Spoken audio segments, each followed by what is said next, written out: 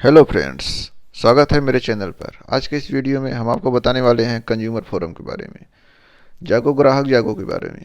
दरअसल आप जो सामान खरीदते हैं, सामान बेचते हैं या फिर कुछ भी करते हैं, आपको अपने अधिकारों के बारे में जानकारी होना बहुत ज़रूरी है। हमारे देश में उपभोक्ताओं के संरक्षण के लिए कई बार कानून बने, कई नियम बने, विनियम बने, सब कुछ बने।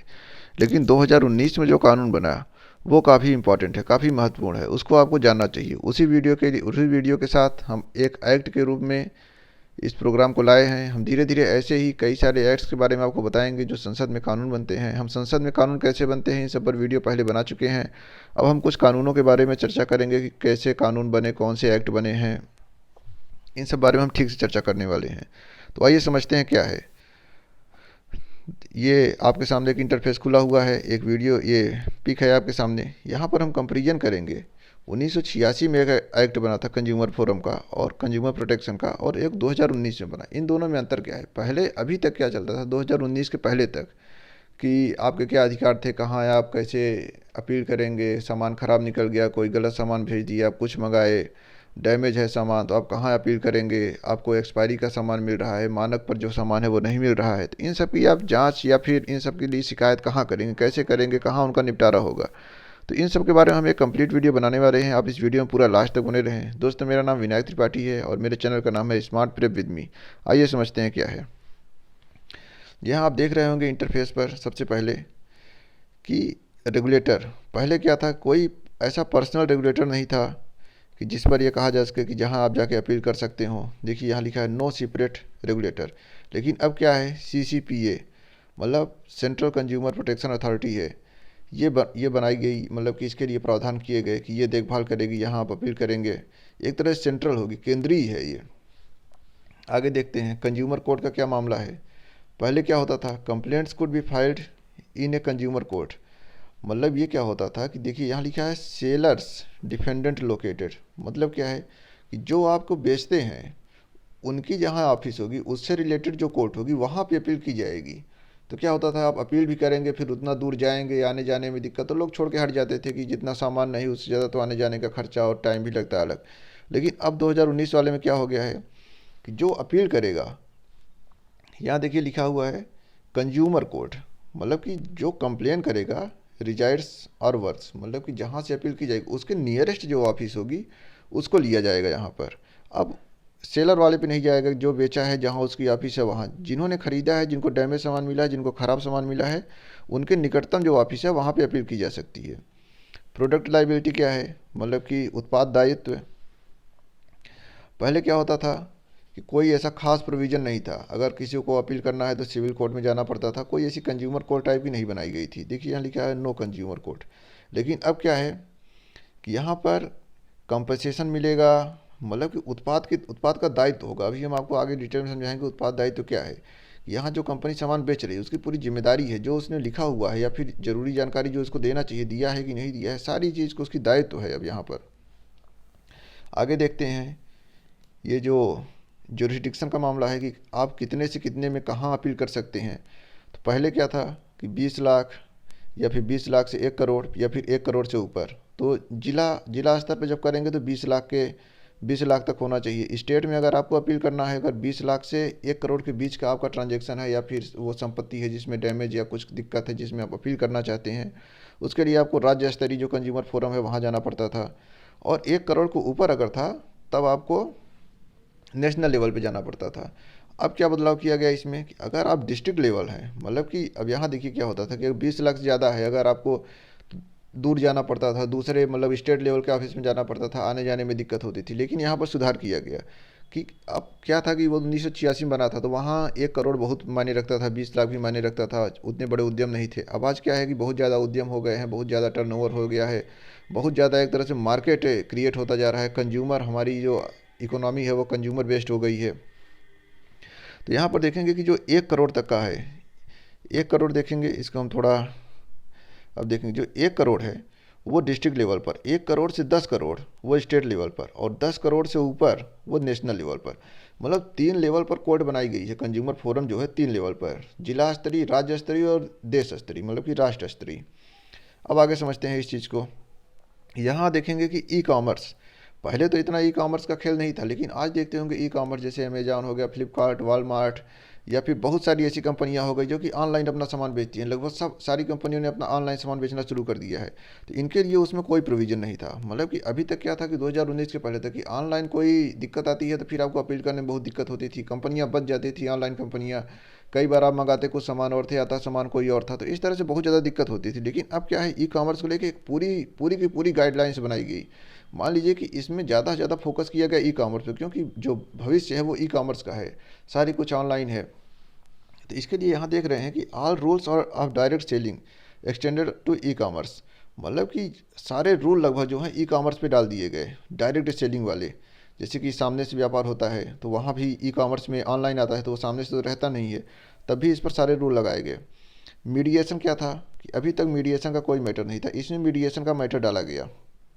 मीडिएशन का मैटर क्या मतलब है, इसको हम देखते हैं।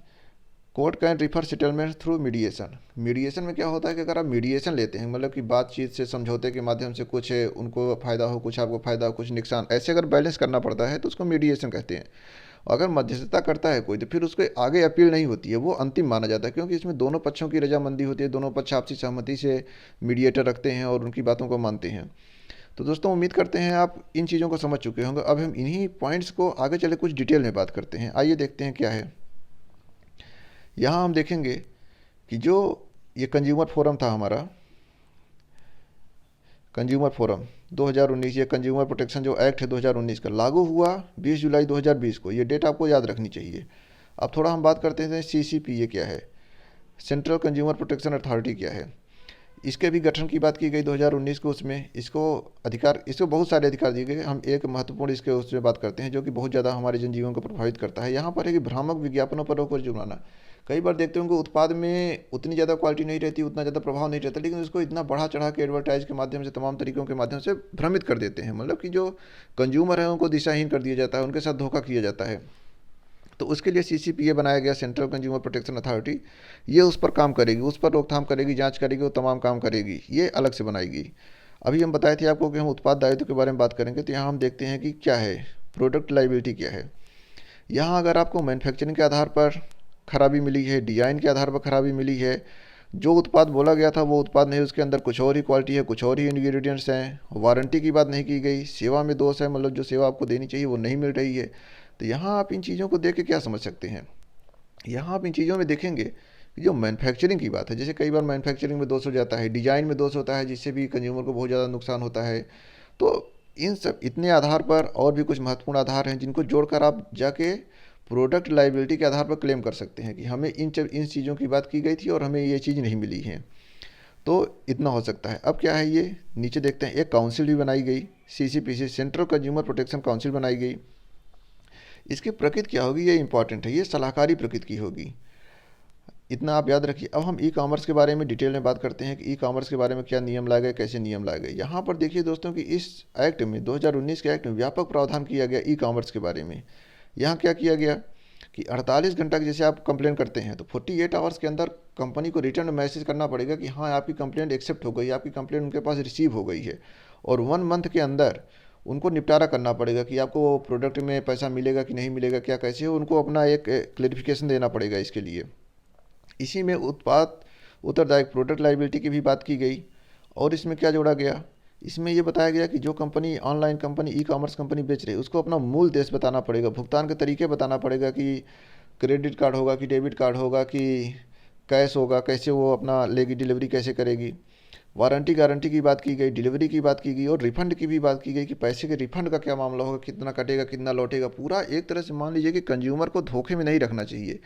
सरकार ने इस पर बहुत काम किया और इसमें काफ़ी ज़्यादा पारदर्शिता रखने की कोशिश की कि जितने भी प्रावधान है इसे ई कॉमर्स, क्योंकि ई कॉमर्स कंपनियां एक और खेल करती हैं, जैसे कि ये चाहे जिस देश की कंपनी हो ऐसे देश में रजिस्टर कराती हैं जैसे कि जहाँ पर जैसे छोटे छोटे देश हैं, तो उनको तो मान लीजिए कि अगर 1% 2% टैक्स मिल रहा है तब भी उनकी इकोनॉमी बहुत ज़्यादा बूस्ट हो जाए, क्योंकि उनकी लाख 50,000 10,000 की आबादी होती है। बहुत सारे छोटे छोटे देश हैं, हम अपने ज्योग्राफी क्लास बताएंगे तो आपको दिखाएंगे कि अब जितने 200-250 देश हैं उसमें तो मान लीजिए कि 50 देश ऐसे हैं जिनकी आबादी लाख के आसपास है, तो वहाँ पर ये कंपनियाँ रजिस्टर कराती हैं अपना। जैसे और देश हैं, जैसे सिंगापुर हो गया, इधर स्विट्ज़रलैंड हो गया, तो ऐसे देश हैं जहाँ पे बहुत ज़्यादा टैक्स छूट है, तो ये वहीं पर रजिस्टर कराती हैं और यहाँ ले आके सामान बेचती हैं, और वहाँ के टैक्स के हिसाब से पैसा कटता है इनका।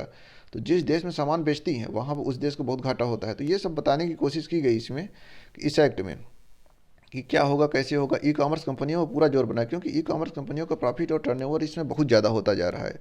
और ये कंपनियां सरकार को बहुत ज़्यादा टैक्स बचाती हैं, मतलब टैक्स देती नहीं है, टैक्स देने से बचती हैं, तमाम प्रकार के अपना कानून इधर उधर बनाती हैं, लूप होल्स का फ़ायदा उठाती हैं ये। तो आप देख चुके होंगे, एक बार हम फिर से आपको रिवाइज करा देते हैं कि कंज्यूमर फोरम्स या फिर जो कंज्यूमर प्रोटेक्शन है उसमें कितने आधार हैं, कैसे कैसे बदलाव हुए, ये आप देख सकते हैं यहाँ पर।